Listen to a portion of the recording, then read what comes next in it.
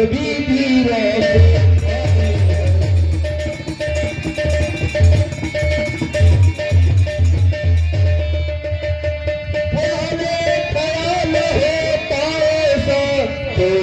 बेबसी नहीं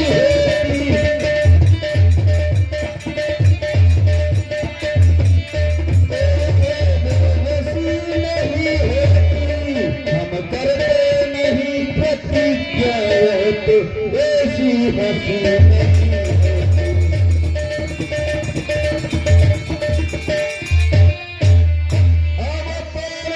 अपने तो धर्म महान है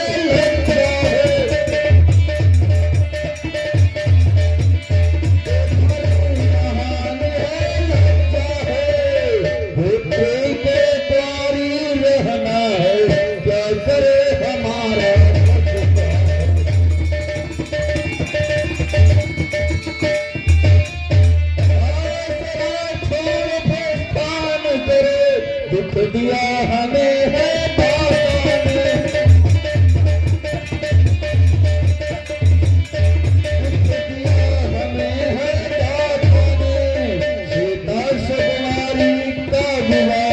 लिखा ही नहीं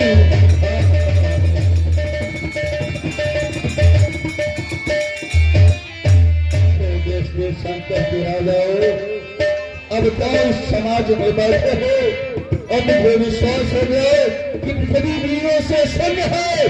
अब सब मेरे व्यंजन क्या करना चाहते हो? जितने भी राजागण इस मिथिला नगरी में बैठे हो, इस मिथिला नगरी को छोड़ करके अपने अपने वतन को इसी क्षण चले जाओ, चले जाओ।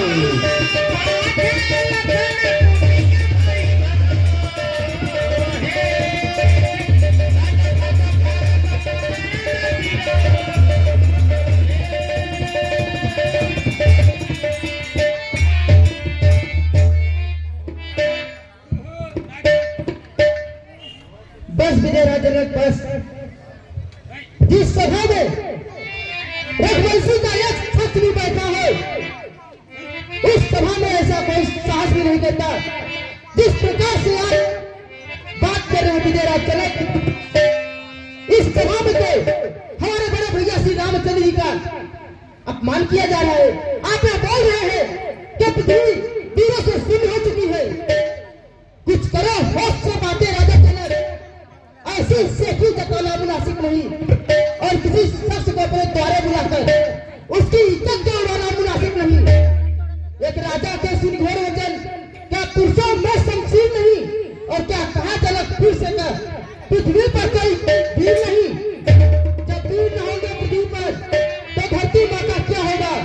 और एक परदेशी राजा राज करेगा तो भारत माँ का क्या होगा?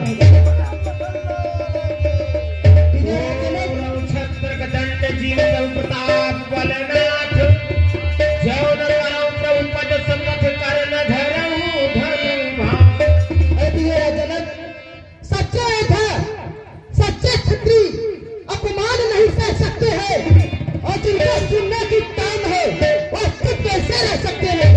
रघुवंशी राम जी क्या होते अंकित वाली कह डाली है, यह सब पत्र से लगते हैं, पृथ्वी वीरों से खाली है। मैं दृढ़तापूर्वक कहता हूँ कि है बलवानों की पृथ्वी है। जिस दिन बलवान नहीं होंगे उस रोज होगी पृथ्वी है। सुनहु नाम रघुवंश बड़ी रघुनंदन रघुवीर और इस महान अपमाने ने मुझको किया अधीर। मेरा स्वभाव ही कुछ ऐसा है, मेरा स्वभाव ही कुछ ऐसा है, अपमान ने मुझे गंवारा है कृपा गुरु के चलो की बलोक प्रताप तुम्हारा है। अजान का चल कहता हूँ आदेश आपका पाई में तो धर्मों की क्या है विशाल मान उठाई में ये अभी बच्चे बड़े के समान कम बल में फाट डालू क्या काकर मेरी की नहीं चुटकी में तो काट डालू चल के फाइट कर के चल कर दूं, चल के फाइट कर के चल कर दूं, लाई काट कर तारा को और सिर में की तरफ खींच डालू पृथ्वी एक पहाड़ों को तेरा पुराना घिसा पिता दिल के साथ किस गिनती में है सब कष्ट तक ले दौड़ू इतना तो